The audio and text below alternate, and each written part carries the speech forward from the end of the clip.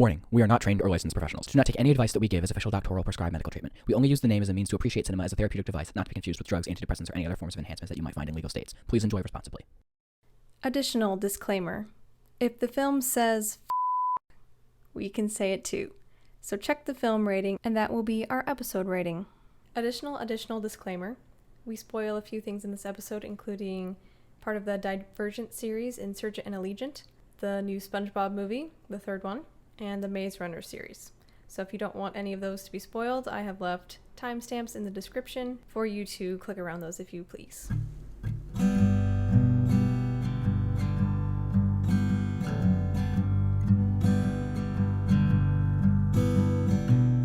Oh boy, we got some therapy today. That's right, yes. I'm Madison, and that's Jake over there.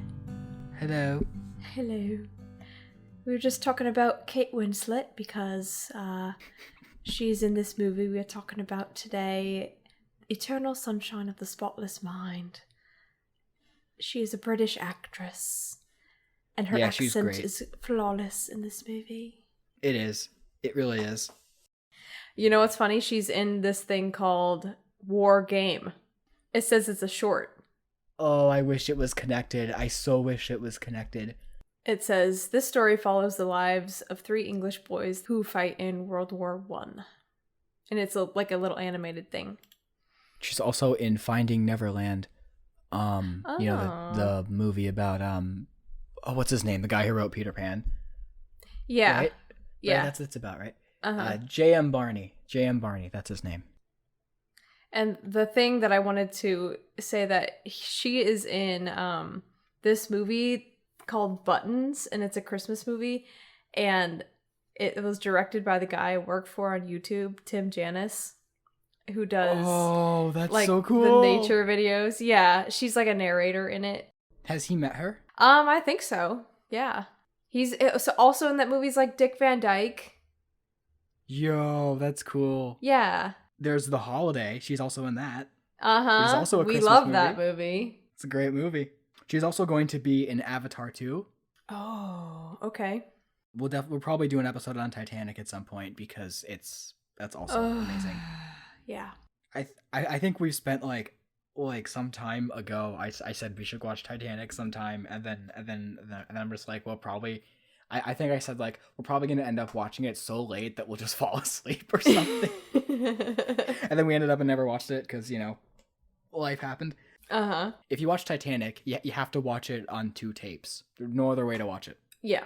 You have to watch so that's what we could do. We could watch part 1 and then part 2. Tangent alert.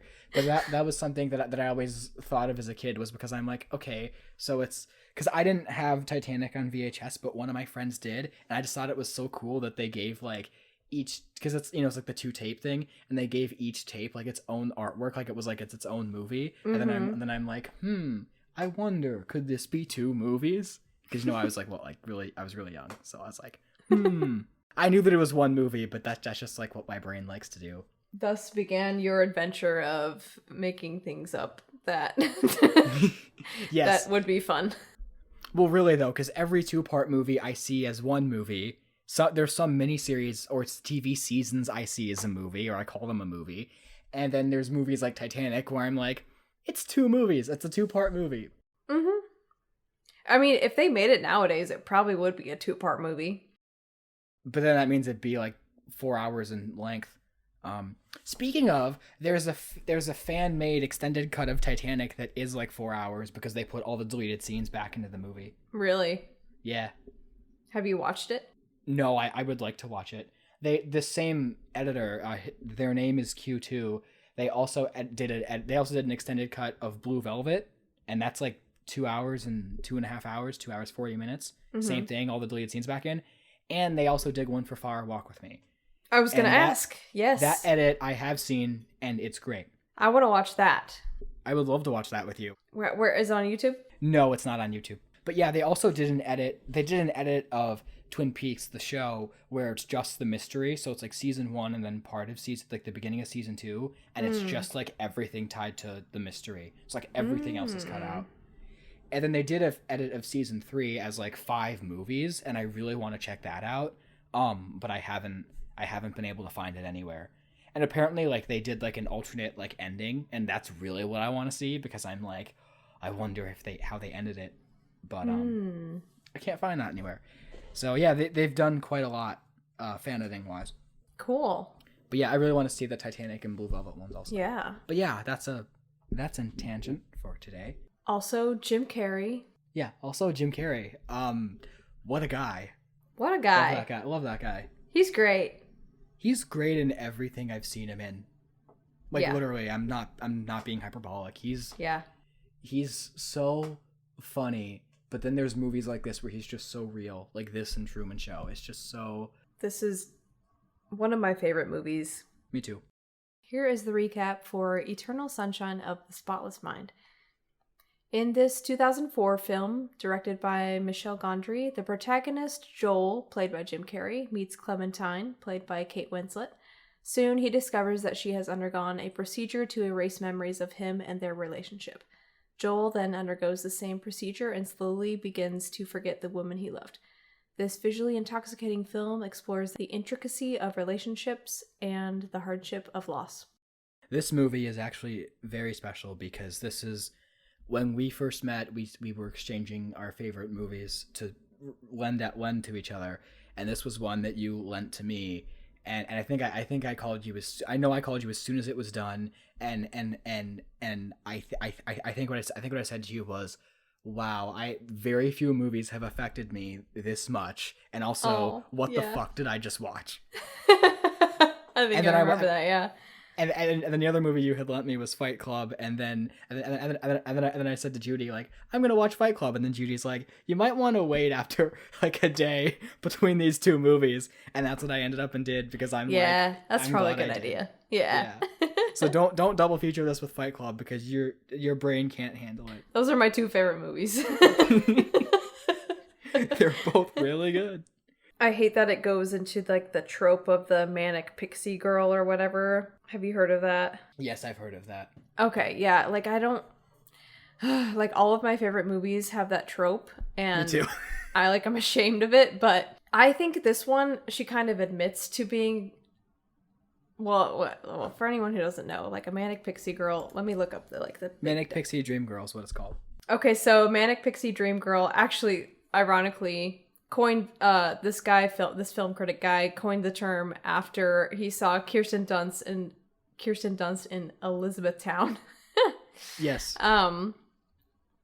It's like a girl who exists solely in the fevered imaginations of sensitive writer-directors to teach broodingly soulful young men to embrace life and its infinite mysteries and adventures. Which is, yeah, I can see that. Like, all of these guys in these movies, I'm thinking about, like, Scott Pilgrim, 500 Days of Summer, Garden State, this one. Elizabethtown.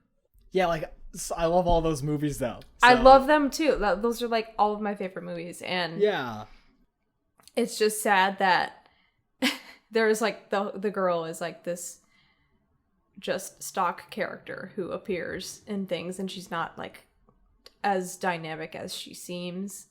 But I also think, like, Clementine, she picks up on her own. She's, like, self-aware of her manic pixie dream girl ness. There's gotta be an easier way to say that. MPDG.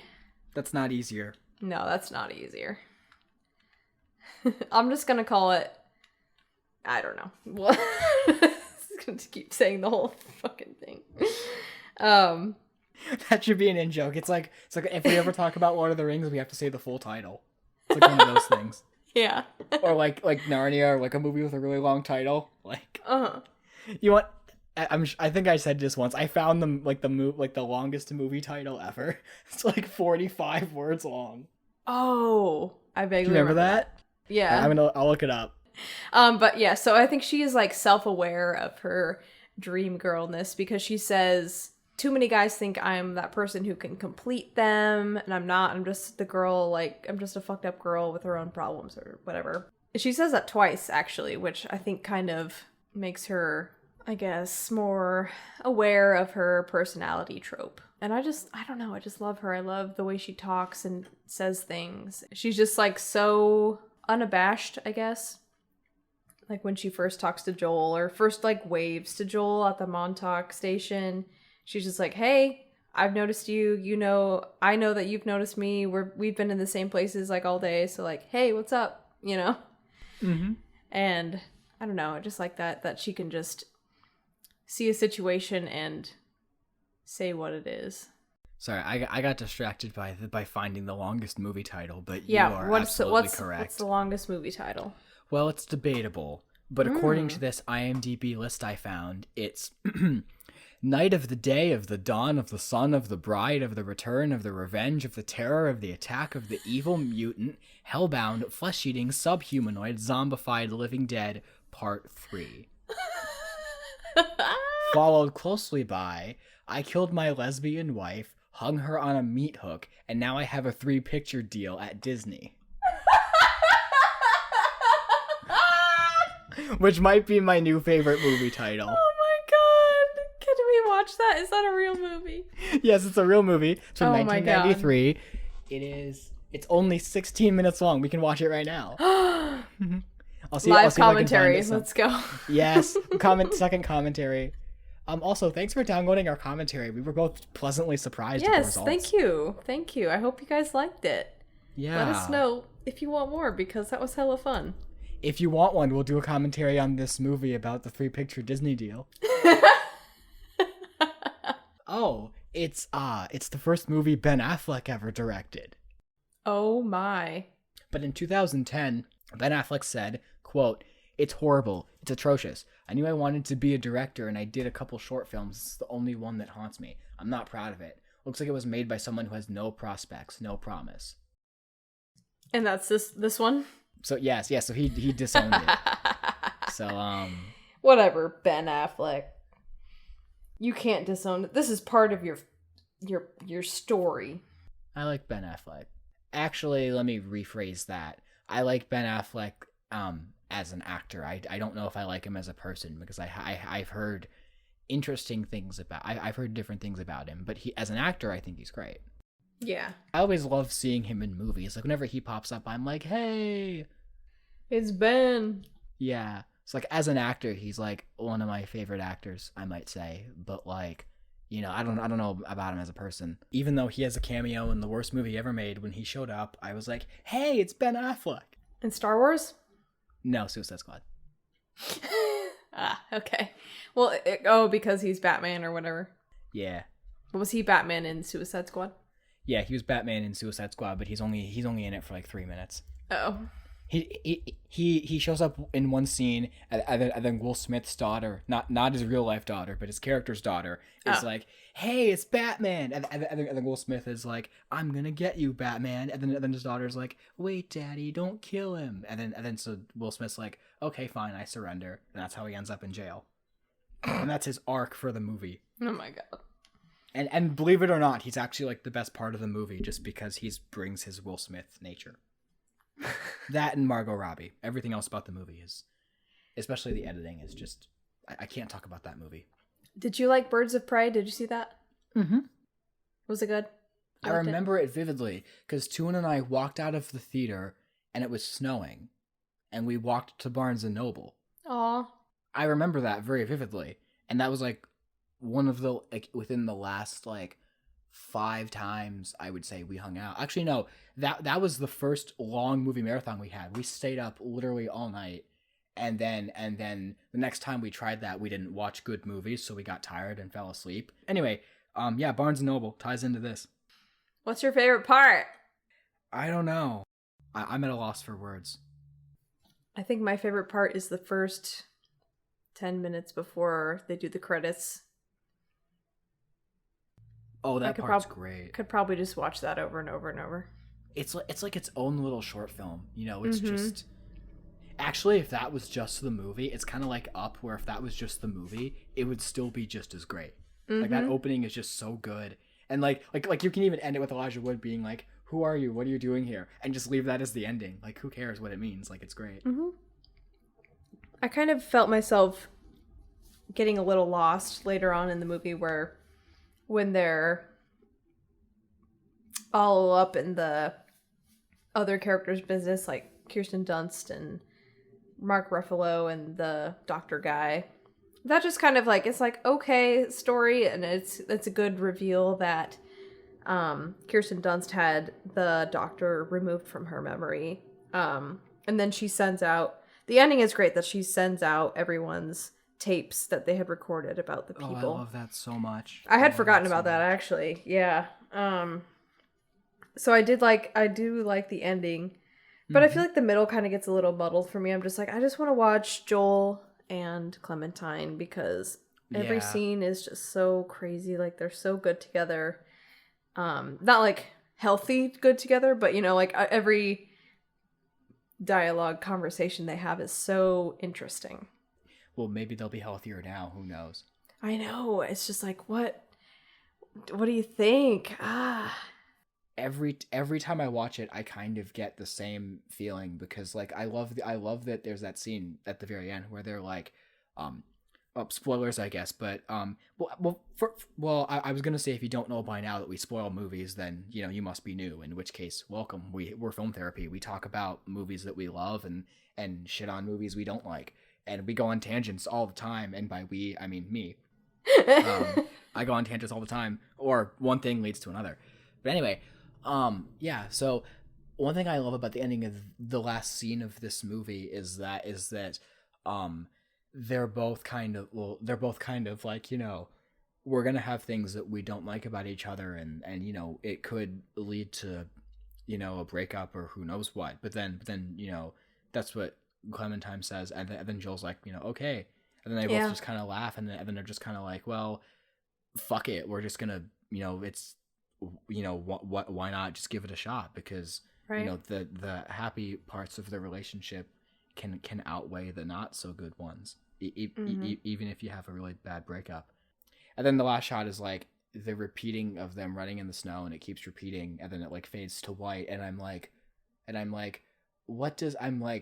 I'm of two minds about what that means, and I kind of don't care what it means, because it's like in that moment they're both just like, fuck it, let's do this.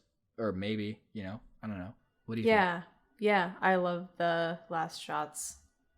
And fading to white, I think, leaves a positive. Yeah. Would you say? Yes, exactly. Positive, hopeful feeling. The fact that they're repeating something that's fun and loving, I think, is a good sign. Yes, I do too. I guess it's because I'm more of an optimist, but I definitely look at the ending as more of a optimistic, hopeful ending than a negative, downbeat one. Although I can definitely see people looking at it that way, because film is so subjective, obviously. Yeah, because it's like, oh, well, they could just get stuck in this cycle where they date each other and get them erased, and date each other again and get erased, and it's just terrible. But then, like, I don't know. Is it really that bad? Because I don't know. Because there's some things about like people getting married, and they have their ups and downs, and it's kind of the same thing, Yeah, and I mean, since Mary sent all the files to everybody, I just kind of always assumed that that'd be it. The company would be, that's it. Oh, that's true. Happen. That's true. I mean, the movie, I love that the movie never directly says anything. I love that it just ends with her sending all the files out because, she's great. Yeah. But like that's what that was my takeaway from it, was that she did that so that, obviously everybody would get their, would not have their memories entirely removed anymore, but also as like a, this is wrong and it needs to stop. Mm-hmm. Like, we need to be able to cope with our feelings and learn from our mistakes. Instead of just forgetting about them. Yeah. You shouldn't forget about them. You shouldn't bottle things up. You shouldn't, you need to express your emotions. Mm-hmm. I feel bad for that, like, woman waiting in the waiting room with, like, all of her stuff for, like, her dead dog. Oh, God, I forgot about that. Why'd you have to tell me that? Because I was thinking, like, oh, is it so bad that she had him erased? But it's like, yeah, I mean, you have to learn to deal with he was a loved one probably, and you have to deal with your loved one's passing, so yeah. But that was just so sad. Oh, and then the one where no, I'm just getting sad. Never mind. Okay. Well, I was gonna say something too, but I'm like that's really sad. So I'm not gonna say what I was gonna say. Meaning, what I was gonna say was sad too. Okay. So here's some trivia about this movie because I don't have a segue because Great. So a lot of the scene changing, it said it was done with old fashioned tricks for camera editing, lighting, props, that kind of stuff. The use of digital effects was very limited. The scene with Joel as a kid in the kitchen, which is also really funny, was created with forced perspective, kind of like how Peter Jackson did in The Lord of the Rings. Cool. I was wondering how they did that. Yeah. Yeah. Also, that scene is absolutely really funny. It's just Jim Carrey as like a 4-year-old. And it brings out like his Jim Carrey-ness, but in like a way that's authentic within this movie too. It makes sense. But it's just like, oh, he's being like that guy, that Jim Carrey. He's so good at playing characters.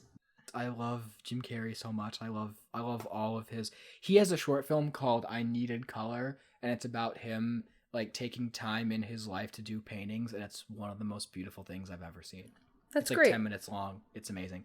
Wow.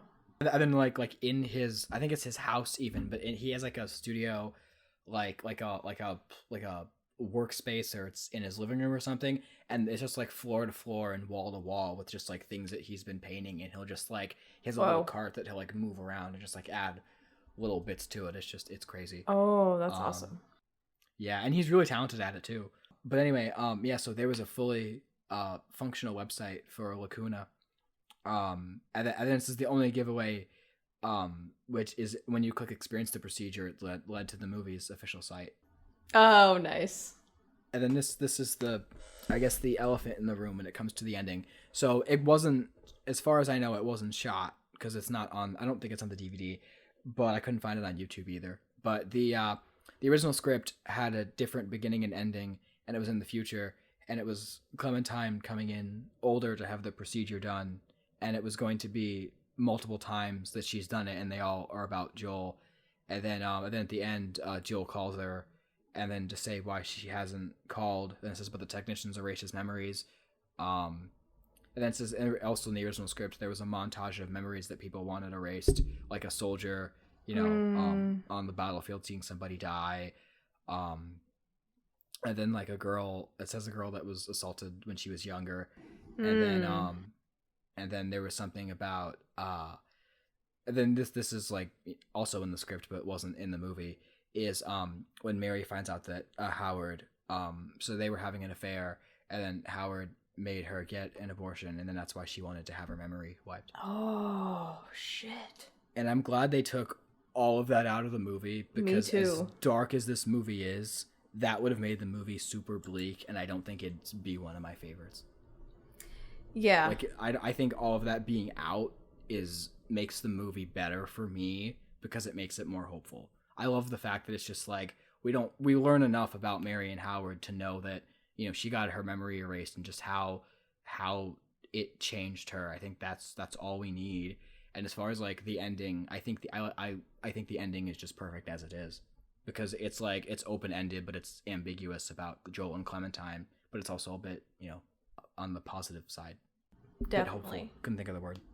And it kind of derails us from the main story of Joel and Clementine. It's just like a bunch of people were like, and then we would maybe think like, oh, maybe this thing is reasonable to do, because you would definitely want to erase being like assaulted, and right, and like seeing your best friend die right in front of you. Yeah. In war. Right, like that's extra traumatic, Right. So, but the way that this ends is like, better to have loved and lost than to never have loved, like that's like what the theme is, and not necessarily should you have your memories erased of hurtful situations or something, Yeah, I think especially like in the relation, I think the message of the movie is that all relationships have moments that are worth remembering, because there's always growth of yourself and the other person and the growth you made together, and you never know what's going to happen in the future, and it's always good to remember those parts of yourself. Yeah, definitely. So yeah, so I think the movie portraying it as this is not something you should do with an ex is a good thing. Mm-hmm. Obviously, like you said, if it's something more serious, like seeing somebody die or being assaulted, then that's a totally different ballpark. That's a totally different discussion, you know. But as far as the movie itself presents it, it's just there's these two people that were in a relationship and they're better off remembering each other. Yeah. And I think like the scene where we see the woman in the waiting room with her dog, clearly her like dog stuff, kind of leads us to think, oh, some people are getting other things erased rather than just all relationships, you know, if like so I think, I mean, even that's enough for me to be like, oh, like what else could people erase, you know, without having to see it. Yeah. I just was curious about how old you think that these people were in this movie. I looked up their actual ages because I was like, you know how you're feeling like, well, I don't know how I feel sometimes like I'm like, oh, I'm like the age of people who are in romantic comedies that I watched as like a teenager, so I feel like weird about it. I don't know. You know, like, oh, I should be like feuding with my best friend about where we're getting married, aka bride wars, or like oh no, like I'm supposed to be in all these weddings, bridesmaids, and 27 dresses style things, and which I have, but I mean, you know, and it's like, oh, I'm working, I have bosses, like I'm in love with my boss, blah blah blah, and you always think those people are like at least 30, you know, but like a lot of them take place in the early or mid 20s, which is what we are right now, and it's just like kind of weird to think about. But so what age do you think that this was supposed to be portraying? I have no idea. And I know that's not the answer you really want, and sometimes it bothers me when I ask questions like that and people say I have no idea, but I'm going to be a hypocrite and say I have no idea. I think I would say like at the least late 20s, definitely early 30s, like somewhere in your early 30s. Maybe at least for Joel and Clementine, but maybe for the others, maybe like late 20s ish. For Mark Ruffalo and Kirsten Dunst and Elijah Wood, but also just because they look younger in this movie. And they're kind of portrayed as like more naive about you know, love and relationships, especially Elijah Wood's character, who's just such a little piece of shit. God, I hate him so much. Yeah, it's funny how Elijah was like in Lord of the Rings before this, and like, you know, like Frodo's great, like we love Frodo, but like we love Frodo, but fuck Patrick. He's such a, yeah, not Patrick Star, this Patrick. Yeah, Patrick, which whatever sleazebag. That also came out in 2004, SpongeBob movie. Oh, shit. When we were watching the movie, we were like, what else came out in 2004 that could possibly beat this at Best Picture? And then we're like, oh, also Howl's Moving Castle, I think, was 2004. Mean Girls. On that. Yeah, Mean Girls, Spider-Man 2. Shrek. Shrek 2. Incredibles. Yeah, Sideways. Oh, yeah, Sideways. Fuck that. Let's see, 2004 Oscars. What did win Best Picture? Oh, yeah, Million Dollar Baby won Best Picture. Which I have not seen. Me neither. What is that about? I've heard it's sad. Is it about baseball? No, it's about boxing. So Clint Eastwood trains Hilary Swank to be a boxer. Oh. Anyway. What were we talking about? Oh, the ages of people, right? Wait. Yeah. So how old are these characters supposed to be? All right. Well, I don't know how old. We'd have to read the script, I guess, to see how old they were supposed to be, but there's just like a big age gap in between Jim Carrey and Kate Winslet. He was 42 at the time of the filming, and she was 29. Oh, wow. So and kind of close with her. Yeah, and Kirsten Dunst was 22. Wow. Yeah. So she was 20. Jesus, she was 22. Okay. I saw Spider-Man 2 when I was really young. Really, really young. And when Kirsten Dunst was 22-ish when she made that, and that's how old I am now. Isn't that crazy? That's insane. Like, it's just like, god dang, like, so successful. Mm-hmm. Here I am. Oh, we're not getting started on that. Okay, all right. We won't go into that therapy. The crazy part, yeah, that's actual therapy. The crazy part is that, like, watching reruns of Friends, when the show starts, they're like 24, 25, like they're supposed to be, and I'm like so close to that, and I'm like, what the fuck? You're just like, oh no, they're like 35, you know? Like I got a lot of time before I'm there. And then, like, because when I watch Friends in, like, junior high and high school, when I first started watching it, like, I'm like, oh, I'm never going to be as old as they are. Mm-hmm. Like or that's so far away, and now it's, like, here, and I'm like, what? What am I doing? I know. Eternal Sunshine. Yeah, it's kind of like, it kind of leaves me with the same feeling as Lost in Translation, except, you know, a little more, like, wow, I just went through, like, so many emotions. In a different way, but in a similar way at the same time. Gosh, Lost in Translation. That's a good movie. I want to watch it again, but I don't know if I could handle it right now. Suntory time. Oh, yeah. Suntory time. For more information on that, go watch Lost in Translation and then go listen to our episode on it. Yep. Let's see. So, I like the music overall. Yeah. Except for that song where they first meet. I don't like the weird circus music when they are talking in the bus or the train. It's funny because I don't remember that music now, but like during the scene, I remember thinking this is weird. But like all I remember goes like now beep, is like boop, boop, boop, boop, boop, oh yeah, yeah. That was weird. I don't like that very much. Yeah, it was kind of unsettling, and maybe that's the purpose of it, because it's like, oh, should they really be together? I guess. Yeah, that makes sense. But yeah, I don't know. I just didn't like that song. But I liked a lot of the other music. Yeah. All of Kate Winslet's hair was like wigs, like all of the different fading out of her colored hair was a different wig. I was like, god damn, that is expensive and time consuming. Good for them. It looks great though. It looks so good because you don't feel like, usually you see wigs that are like have like lots of bangs and lots of hair in the front where you can't really see like the hairline, but you could see a ton of her hairline in all of these, and it just looks flawless. I was very impressed. It looks really good.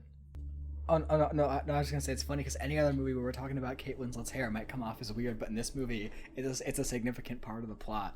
So like, yeah, so like it's totally normal. I love it too. It's great. It probably inspired me in some way. I can't believe I haven't asked you if it did. I just assumed that it did. Yeah, I'm pretty sure it did. I love her orange hair. I love the blue highlights in the the ending, I guess, technically. Mm-hmm. The ending, yeah, the blue, the green, red, orange. I've never done a blue like that, but or a red like that, really. Well, I did half my head a red like that. I haven't done a green like that either. It ties into the Manic Pixie Dream Girl of Ramona Flowers and Scott Pilgrim, and who also influenced me to dye my hair crazy colors. Yeah. Which I love. She's one of my favorite characters too. God. That's okay. I love the feeling of the whole Lacuna office building. It's like so tacky, like you think that you're walking into like a 1980s optometrist office or something, or like chiropractor. But instead they're doing like this futuristic crazy technology thing, but you don't see that. You don't see any crazy machines. You don't see any like lasers that are like, or like I don't know, something like in Minority Report where they just like have the screens floating in front of you and they're like swiping. It's just like regular stuff that we're all used to seeing, like a little projector screen, and then there's just happens to be this like little cap thing. I love that. I think like you can make your films with imagination, and you don't have to be like, oh no, it's this technology. You have to prove that this actually works by doing this, blah, blah, blah, blah, blah. But no, it's just like, hang on, just pretend you're in this world where this can happen. And that's what we're in. And I just love that. Like, suspension of belief. I just think that is admirable. All right, what do the kids say now? Poggers? Yeah, that's what my sister says. So, What? poggers. Poggers? Poggers, yeah. What does that mean? I have no fucking clue. I gotta look that up. I should call my sister and ask her. Oh, this has to be like a British word. Poggers. Epic word. Can be used for anything. Man 1. I have 10 kids in my basement. Man 2. Wow, such poggers. What the fuck? What? That's great. Wife's boyfriend. You have 5 more minutes. Meet poggers. So it means anything. So we can use it in any context ever. But there's also this word.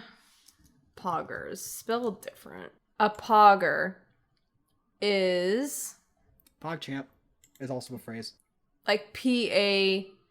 The first one was Pogger. Yeah, that's the one I was talking about. Pogger. Okay, so Pagger is a cat with its middle finger up, flipping you off. I have socks with that on it. So your socks are poggers, you could say. I have pogger socks, yes. That's poggers. Poggers. So before Jim Carrey expressed interest in playing Joel, Nicolas Cage was considered for the role. Oh man. You know. Wow. There you are. That would have been poggers. So poggers, dude. Yeah, dude. I'm feeling a bit psychic today.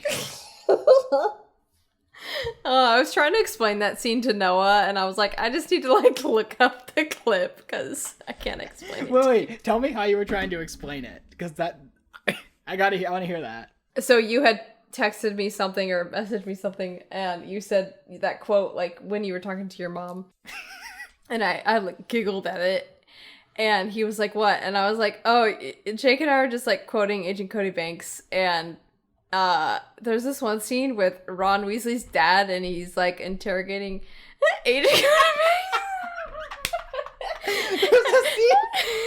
It's funny because it's true, but out of context, it's so weird. There's a scene where Ron Weasley's dad is interrogating him. He's interrogating Malcolm, and he's like, "I'm a bit psychic today."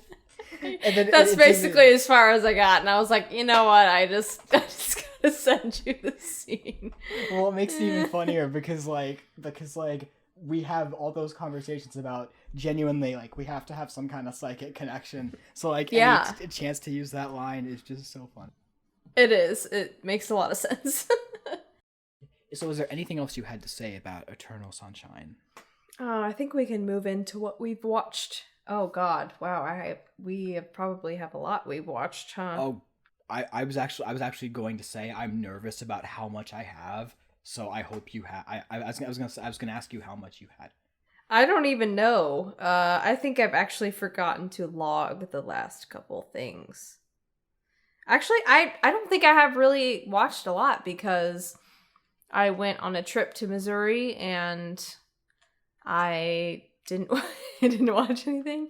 The only thing I watched was, I think, a Mystery Science Theater movie, and we didn't even finish it. Because the last thing I have logged in here is Another Round.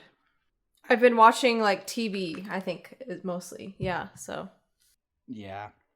Okay, let's get into it, dude.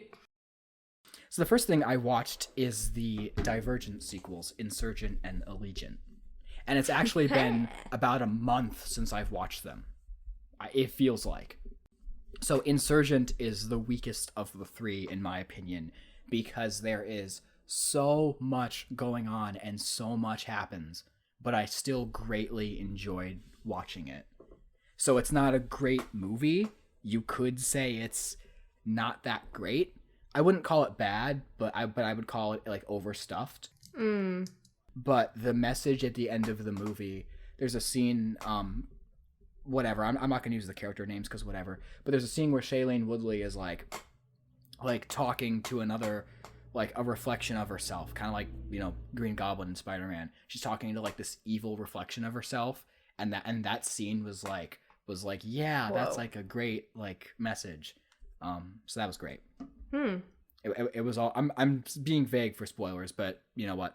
So in the scene, she's like she sees an evil reflection of herself, and then Kate Winslet's like, "You're gonna fight yourself," and then she's like, "No, I refuse to fight myself," and then they have like a back and forth, and then Shailene Woodley's like basically says something that's the equivalent of like, you know, I like myself too much to like attack myself and like, you know, criticize myself, and I'm like, damn, I felt that.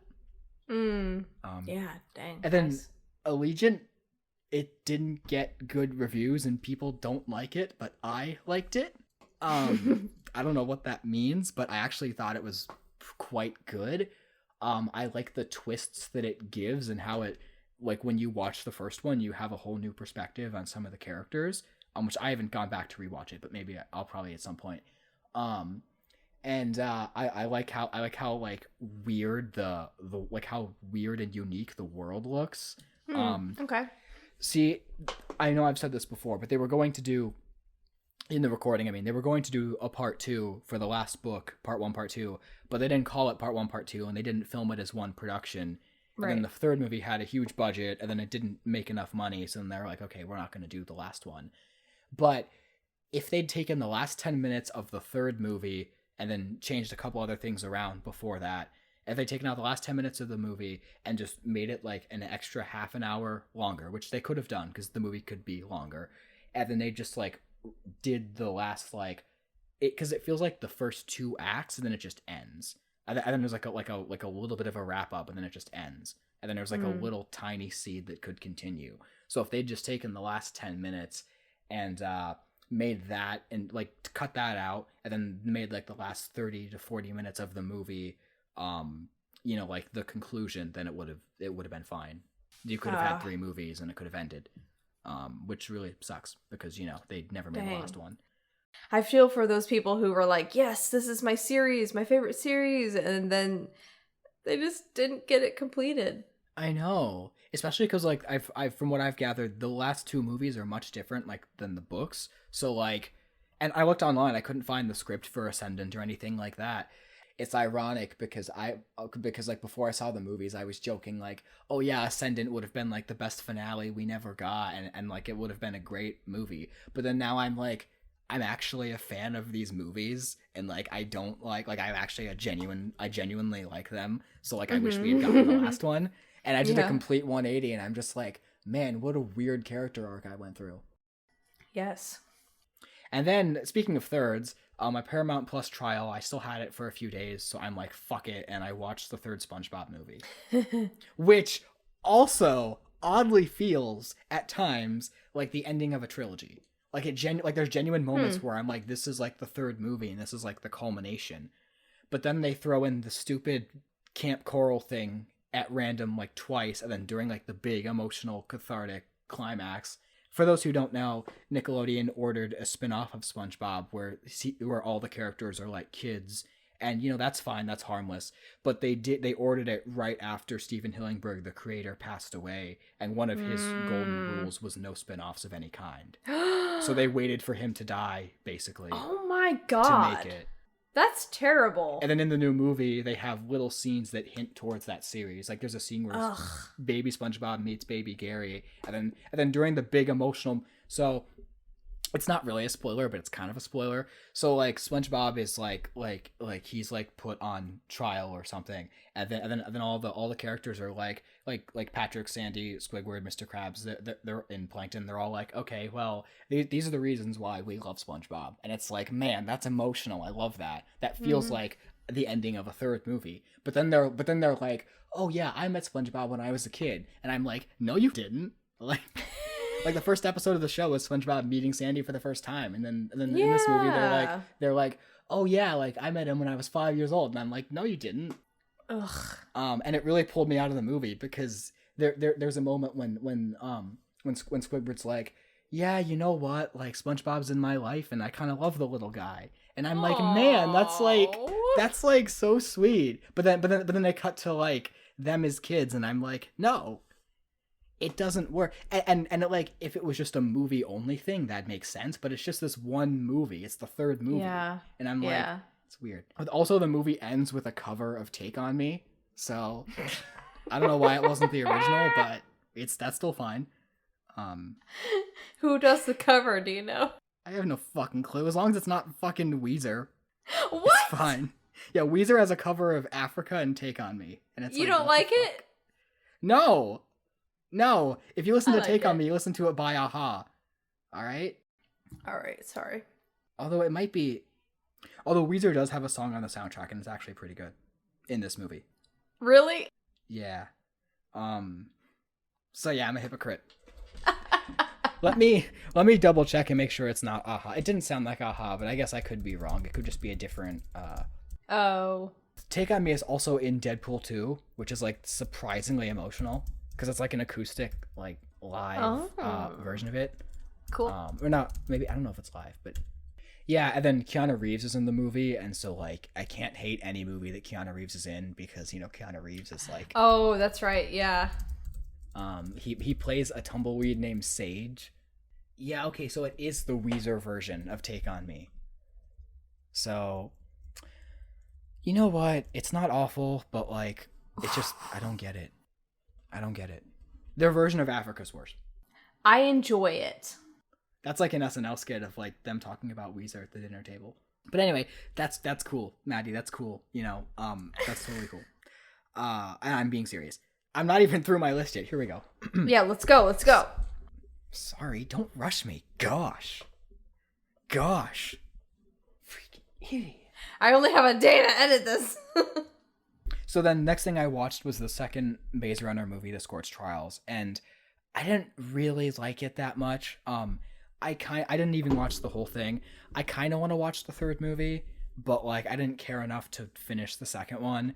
The disc I had rented from the library, it like didn't work for the whole movie, so I missed like one or two scenes. But the movie just, the characters are really bland, and it's all about like, oh, like what's the mystery of this organization, and I'm just like, I just want to know like the whole story, and then like, you know, deal with like who the characters really are, because even like, but also the first movie killed off my two favorite characters, so like why would I want to keep watching?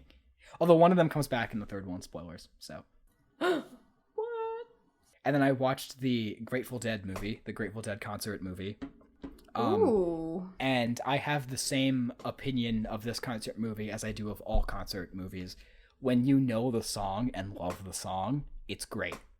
When you hear a song for a first time and you like that song, also great. When you don't like the song, it's just boring. You're just waiting for the next song.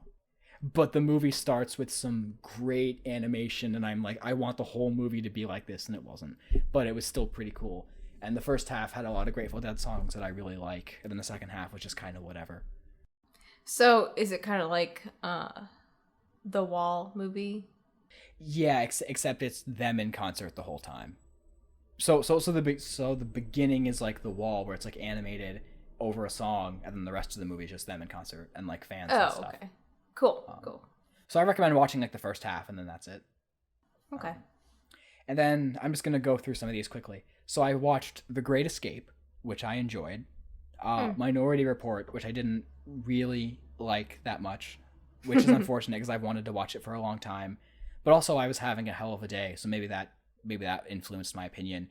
But I don't know. I didn't really think the world that was set up was all that interesting.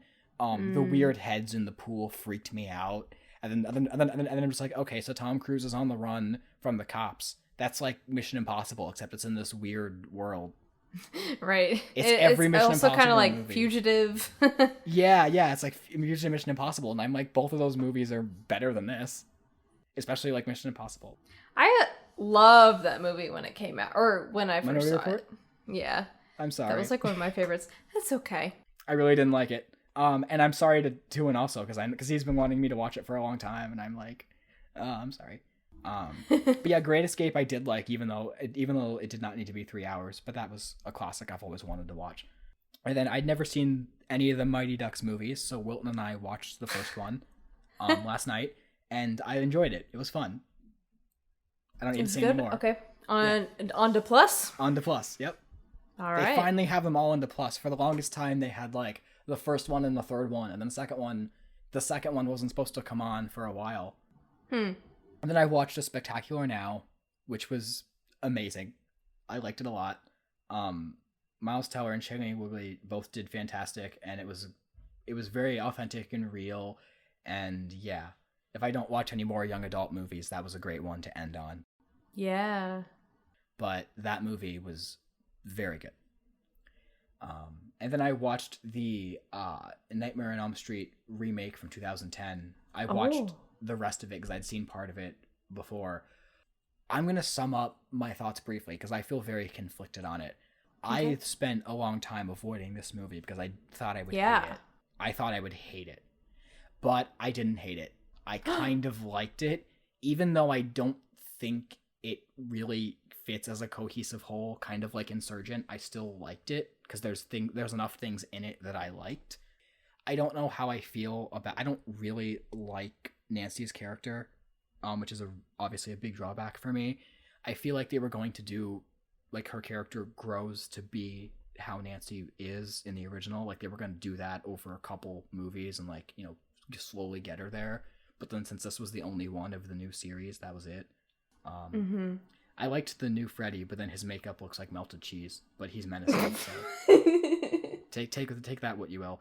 But and if we ever talk about the original movie, which I'm sure we will someday, we'll talk about how great Nancy is. But having her character not be like, there's moments in the movie where she's like, oh no, I don't want to do this, or I'm not going to do that. And I'm like, no, Nancy would totally do that. Like she's brave enough that she would, because one point when her boyfriend is like, here, take this shot, it'll keep you awake. Or he's like, here, like do this, do that. And then she's like, no, I don't want to. I'm not going to. And then I'm like, oh my God, just...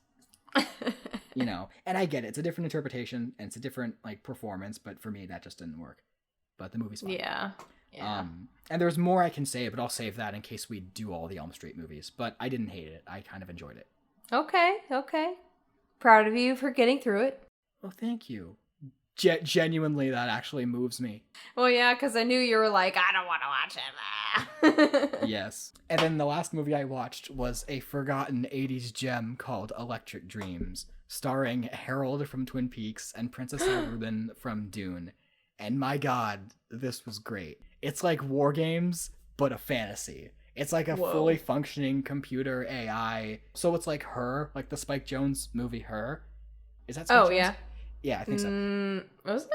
Except it's set in the 80s. So it's 80s technology, but it's the same story. It's like a guy falls in love with a girl and his computer's like, hey, like you know, she's going to take you away from me. And then you know, whoa. Yeah, Spike Jonze. But yeah. Okay, yeah. I did not know that was Spike Jonze. Hello. Yeah, because he and Sofia Coppola were married, and that was like his response to Lost in Translation. Oh, shit. What? They were married? Yeah. Whoa. So that'd be a double feature. I really like that movie, yeah. You really liked it? Mm-hmm. I really liked it also. Electric Dreams was like it was just fun. Like the romance was cute, and like the computer voice was just kind of precious also. And is that the princess girl? Yes, from Dune. Okay. Yes. Both movies have long shots that focus on her eyes, and like it's totally makes sense because she has absolutely beautiful eyes. And then it's Harold from Twin Peaks being like a computer geek, so that's great. It's because he's a nerd. Yeah, it's just a fun movie, and it's not on DVD in the US, so Criterion, release that. Put it out on Blu-ray. Por favor. Kino, Criterion, somebody put it on Blu-ray. I would if I knew how to do that, if I had like the rights and all that shit. Imagine if like 5 years from now I have the rights to that movie. Oh my God. I don't know who has the rights to it, but like, but yeah, so I watched it on YouTube. That's the only place I could find it that's not VHS, and I couldn't find a VHS. I didn't like search high and low, but I couldn't find a VHS copy. So, but yeah, it was a really cute movie, so I recommend it. Okay. It's insane. but not like Sleepwalker's insane. It's insane in like a this is like a rom-com in the 80s, but it's also got a computer that talks. Sweet. Maybe I'll watch it. Or actually, I probably will watch it. It's not really long either. It's like 90 minutes. If you do, there's two things I want to. First of all, I want to know what you think, and second of all, I want to know what you think of Virginia Madsen's eyes, because the movie takes time to focus on her eyes. Or maybe that was just me. I will observe. Also, the guy from Grease 2 is in it for 5 minutes. He plays the third wheel guy. Oh man. Have you ever seen Grease 2? No. You ever seen the first one? Yeah. Oh yeah. Okay, cool. I have seen Grease 2, but it's been a long time. It was on TCM like this month, and then I'm like, why is that on TCM? Do I want to watch that? No, I don't want to watch that. I think I listened to a podcast about it. It seems ridiculous. So it's basically, so like none of the original actors are in it except for some of the teachers and Frenchie, but like, and I don't even think she's in the movie that much, but like it's Michelle Pfeiffer's like the pink lady, and then the guy from Electric Dreams is also in it, and he's like, because I guess that's all he was in, and then he so he's like the new shy kid, and then she wants to date somebody cool, so he like gets a motorcycle, and then it's like their romance, and then like the leader of the T-Bird is like her ex-boyfriend, and then he's like jealous, and that's the plot. Okay. And then a bunch of random shit happens. And they sing. And they sing. Also, Supergirl's roommate is in it.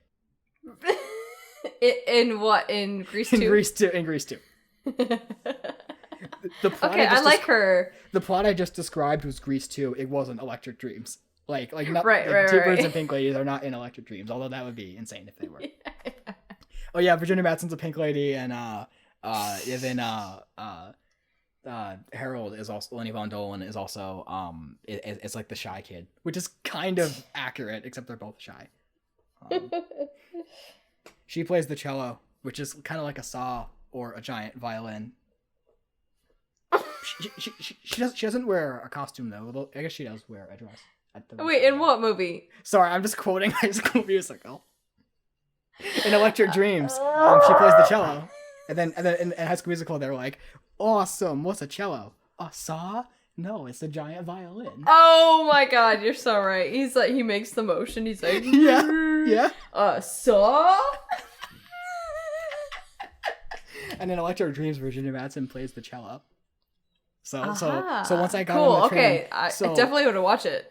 The train of musicals led me to that, and then. and then I found this YouTube comment. I swear this is the last part. I found this YouTube comment. It made me laugh so hard. Basically, what the comment says is like, so the guy who said I played the cello was arrested for like, was arrested for robbing a drugstore. He should have stuck to the status quo.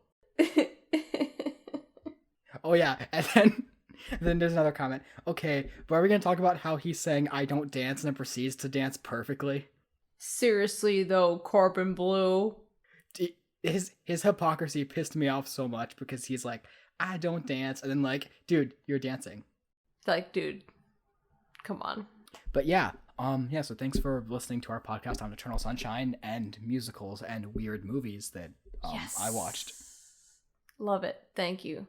Thank you for listening. What are we gonna watch next week for 41? We could watch Electric Dreams.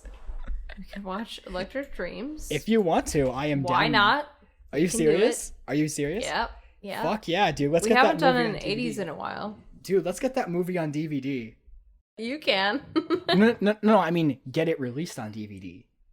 Oh. Like let's bring enough awareness that we can get that movie out on DVD. Let's bring awareness. Yes. Let's do it. So next week we're gonna watch. I just watched it, but we're gonna watch Electric Dreams. I'll probably watch it again. I'm intrigued for sure. I really go into it with no expectations like I did. Like don't go into it with super high expectations. I will not. Just go into it like, okay, I'm just gonna throw on a movie. What do I throw on? Electric Dreams. Plus, it's free on YouTube. Yeah, and it's in good quality too. It's like DVD quality. So. Oh, nice. Okay. So join us for that and keep therapizing. Keep therapizing, everyone. Thank you.